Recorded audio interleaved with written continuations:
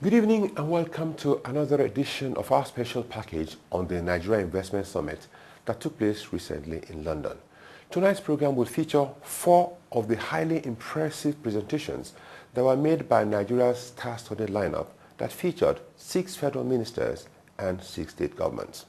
In previous editions, we brought you presentations by the Coordinating Minister for Economy and the Honorable Minister of Finance, the Minister of Trade and Investment, and the Minister of Agriculture, as well as the Governor of the Central Bank of Nigeria.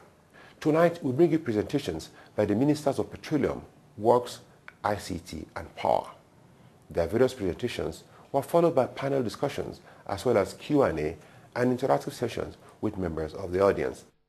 At this stage, I'll call on the Honorable Minister of Petroleum of the Federal Republic of Nigeria, Mrs. Desiani Alice Madueke, to please deliver her presentation. Thank you very much, ma'am.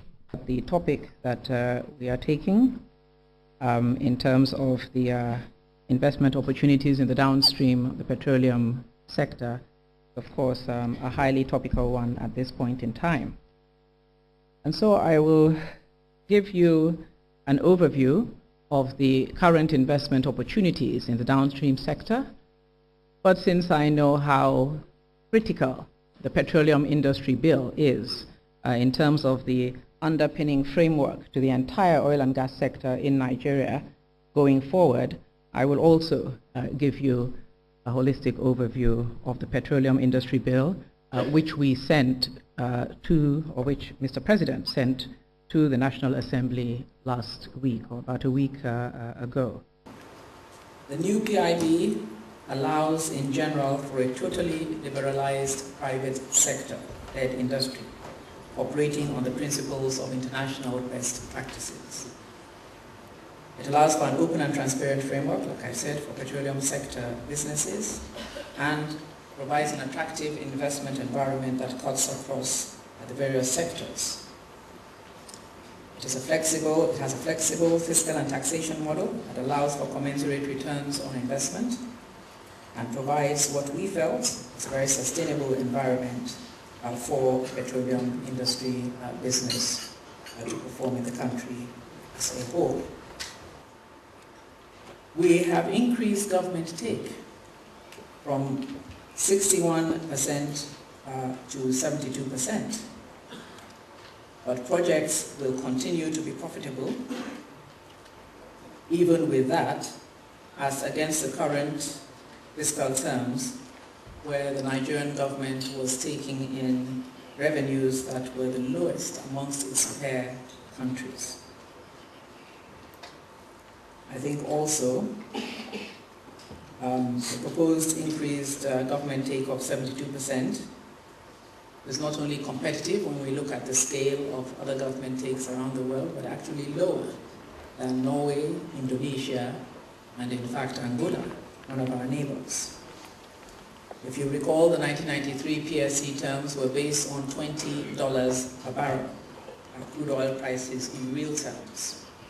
And since the start of production of the PSC fields in 2004, the crude oil price has in fact been going upward consistently and has been therefore higher than the set price at that time. So it was very necessary to look at that in entirety. The joint venture terms were increased marginally because we felt we were already almost at the optimal in terms of our joint venture take. So that increased, I think, by 1 or 2%. Is in the PSCs that you see a slightly higher take. In terms of increases in taxes for gas and new incentives for gas, which it was felt were favorable to new investors and not to existing operators. Again, we had applied a uniform tax regime in the joint venture for oil and gas in order to eliminate computation complexities and also for easy interpretation, particularly for associated gas, where we've had issues in the past, which comes as a result of oil production. But we also gave generous gas production allowances, lower royalty rates, and in fact tax holidays as well, to assure that existing and new gas projects are profitable without government having to hand out physical checks, so to speak, to investors, which is the current situation and which is totally unsustainable. So we have introduced quite a few measures and incentives which are expected to cushion the effect of the increases in the taxes. All in all, I think that the current Petroleum Industry Bill 2012 has been looked at in a great deal of depth. We have been very robust in our approach to it, and we have tried to ensure that we came closest to what we considered a win-win situation for both the Nigerian government, the Nigerian economy, and all our prospective investors, and to ensure as well that we put in place the right framework for the oil and gas sector to ensure that this is a bill that will not only attract the requisite investments as we go forward, but that will form the underpinning, the strategic underpinning for the oil and gas sector to stand and grow for the next 20, 25, and in fact 50 years of the Nigerian economy. I thank you.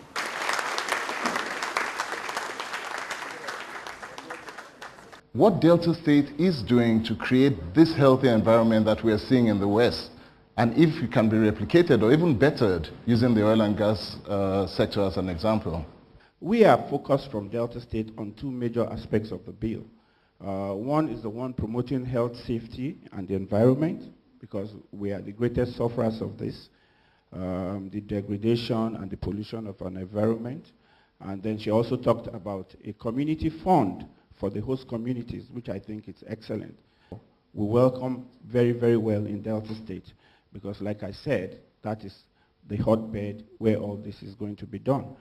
But particularly what we have done now is that we have a cocoa free trade zone, which the moderator, we're looking forward to partnering with you on that. We have very serious investors, Zenel from Saudi Arabia and Nakajuna from India. This is on both for fertilizers and petrochemicals. It's going to be a huge investment zone for all investors. When the Honorable Minister for Petroleum was making her presentation, she talked about the downstream industrial park and the gas hub concept. Basically, we are the ones preparing and giving this field to achieve that. Escravos gas to liquid project, which employs over 10,000 of our youths, is also there. And these are all going to be complementary investments coming into the state, which I'm sure that, though as we speak now, we now talk about Delta Beyond Oil, which is what do we do after this oil has gone dry? What do we do? So we have to think about diversification, and that's what we are doing in Delta State. And that is why the cassava thing comes in, because agriculture happens to be one of our low-hanging fruits. Medium and small enterprises, which we have showcased here. One of the others we're doing tourism, a lot of that, and culture. So those are the kind of things we are doing in Delta at this time. And like I said, at the heart of everything we're doing is job creation. We need to get jobs for our youths. Thank you.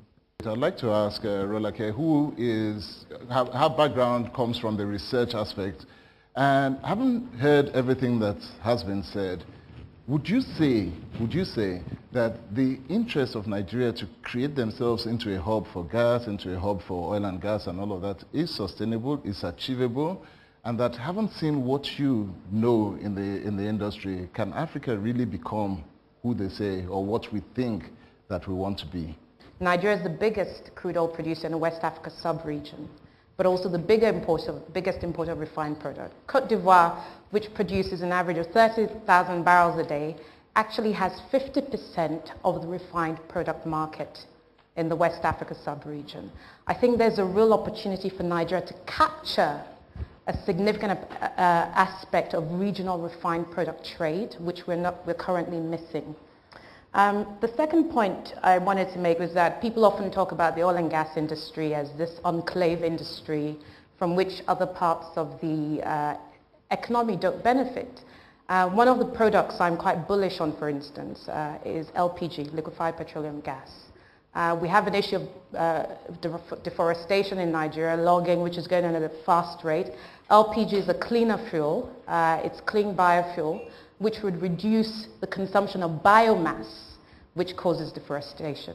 That is a joined-up way of thinking. I think there's a potential impact to capture that market. I'm quite encouraged to see that as part of the Petroleum Industry Bill refine process that we're going to eventually move towards the gradual liberalization of the downstream sector.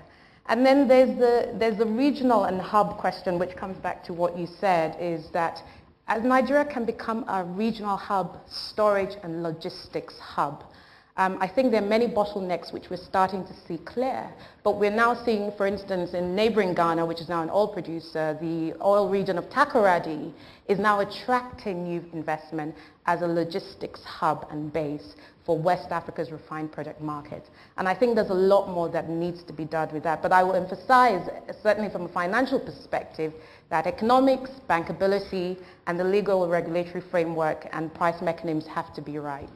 This would be a good time to ask you to talk about that. I know you've been talking a lot about investment in different areas. Why not focus on oil and gas at this time? That's why I'm so proud of my colleagues. Each one of them is thinking in the same direction. We are all on the same page, that it is time for Africa to move from exporting raw materials and creating job opportunities abroad to adding value, creating jobs locally. And that is a big shift of this administration. The second point I want to make is that you've had a lot of talk also about industrialization. That is consistent with the theme, with everything we've said in the last day and a half. You've had, of course, about the industrial hub, which Dr. Okon mentioned, that we are playing this based on areas where we have competitive and comparative advantage. And that's what you've heard from the petroleum sector a few minutes ago from the Honorable Minister. Another area which a consistent theme is that you can see the synergies across the board in terms of the integration. So we're saying we're focusing on agriculture. We need fertilizers to do that. And you can see it's not just agriculture, and we're doing nothing about fertilizer. It's important that I showed you the value chain on automobile yesterday, that I am talking about automobile industry, but I'm not looking at automobile industry alone. I'm looking at petrochemical plants because I need plastics for automobile program. Cars today are lighter. They were, iron and steel represented about 77% of a car many years ago. Today it's about 55%. The balance there is all about plastic, and they come from petrochemical industry. I talked about textile industry. Again, petrochemical industry is a catalyst for that. We talked about chemical industry, pharmaceutical industry. Petrochemical industry is a catalyst for that. So you can see the synergy across the board. So we are speaking and singing from the same hymn book. My question particularly is about how many regulators, one or two, because I know that over the period of the passage of this bill, there has been a discussion about whether one regulator or two, and there is the concern that possibly two regulators, there could be a conflict in terms of the interests of each regulator. I'll start from the top. There's a question on how many regulatory agencies out of the Petroleum Industry Bill. There are two regulatory agencies. One of them deals with the upstream. That's the Upstream Inspectorate, which, as I outlined when I gave the presentation, would have evolved into it all the upstream areas that the current Department of Petroleum Resources handled, as well as, of course, upstream gas as well in terms of gas supply. There would be the Downstream Regulatory Agency, which will handle what is currently handled by PPPRA and what is currently handled under the Department of Petroleum Resources downstream section. So there are two agencies. The issue was looked at in some detail in terms of one as opposed to two. In fact, I think the technical committee first came out with one, but when we reviewed it, it had become almost as if we were bundling the unbundling, so to speak. It had become a mammoth agency which actually had completely separate sections in it dealing with the upstream and the downstream. So it was felt for efficiency and expediency, it would be best to keep them exactly the way they would work best downstream and upstream. And so that's the way it is. We yield the floor to Mrs. Amobala Johnson.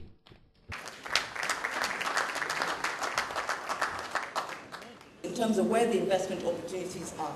First of all, it's broadband. What are we doing in terms of policy? We're trying to accelerate the rollout of a robust and reliable ICT infrastructure.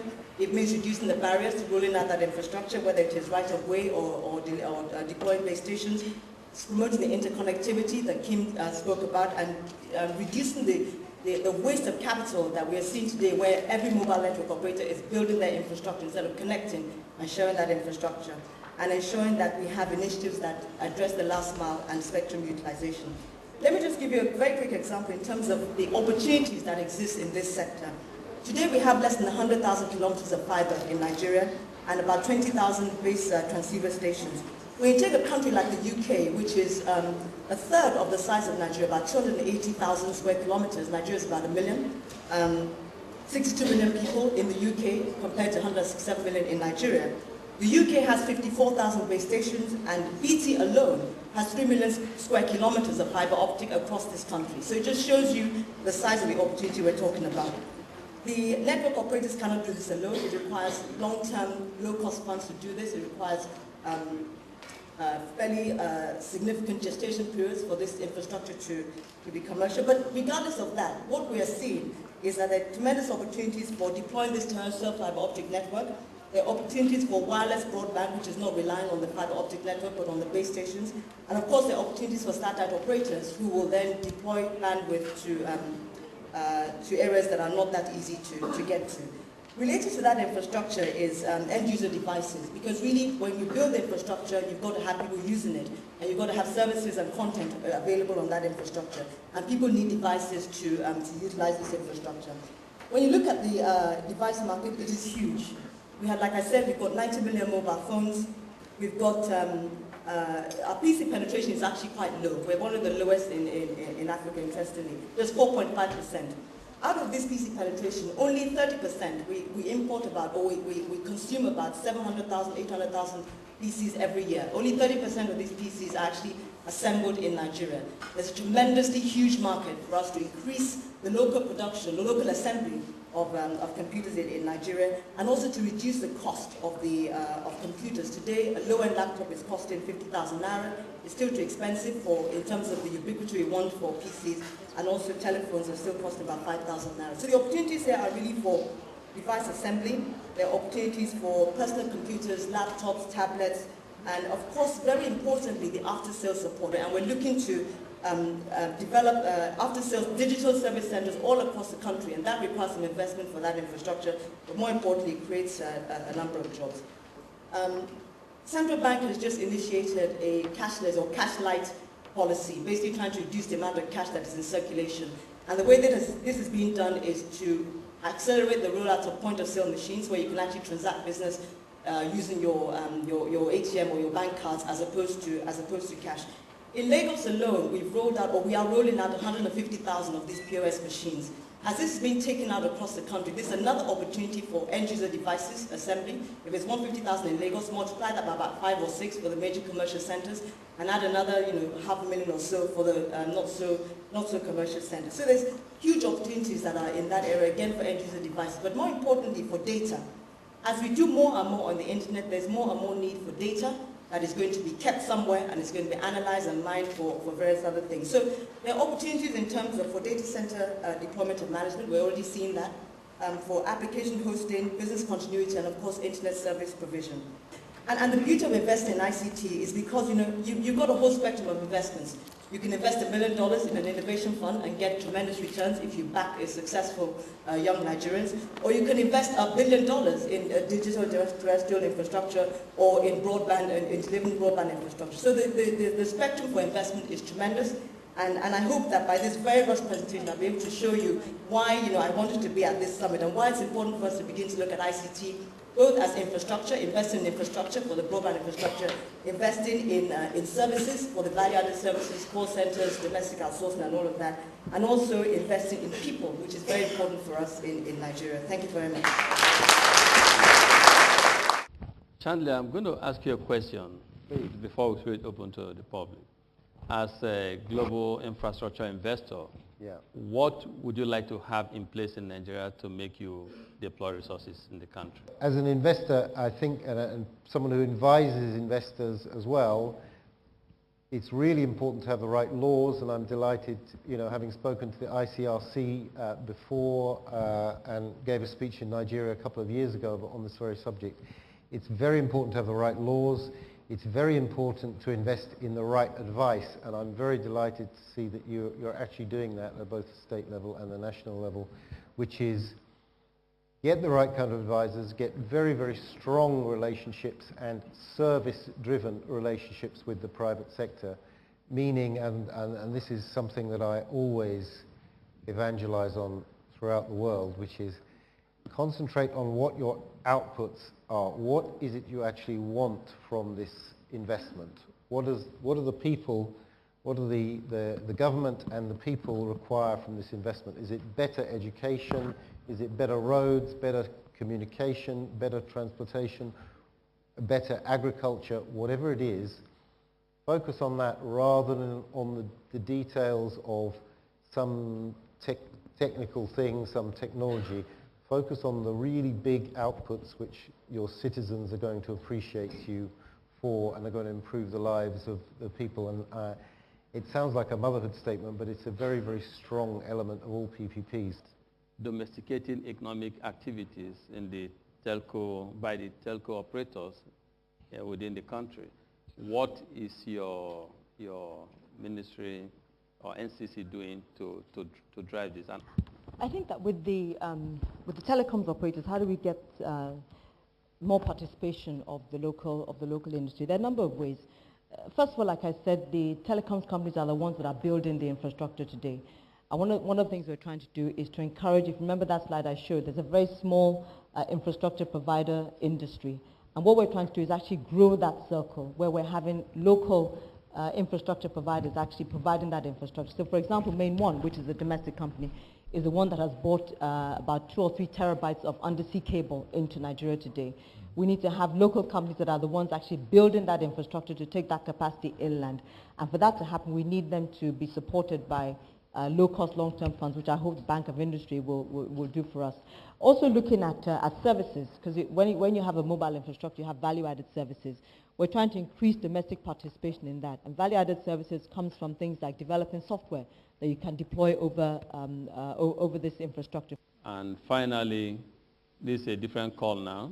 I'd like to call on all successful businessmen in Nigeria to embrace what the ICT minister said about innovation, incubation centers, the young Nigerians who have great ideas and are seeking a little support to actualize their ideas. They all need support.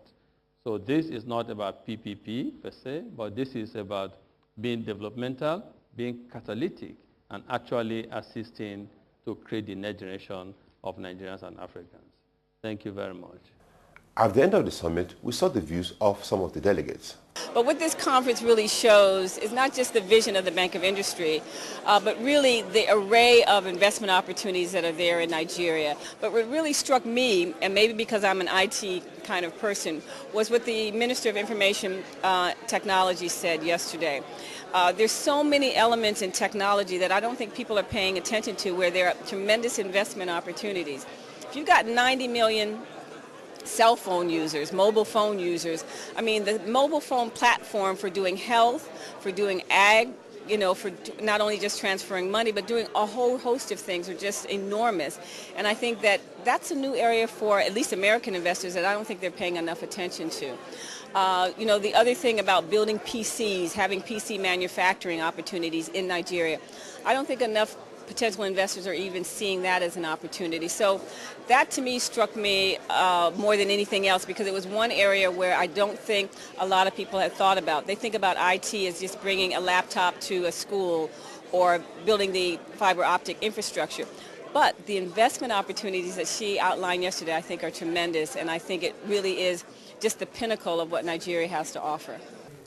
In the last half an hour, we brought you presentations by the Ministers of Petroleum, Works, ICT and Power.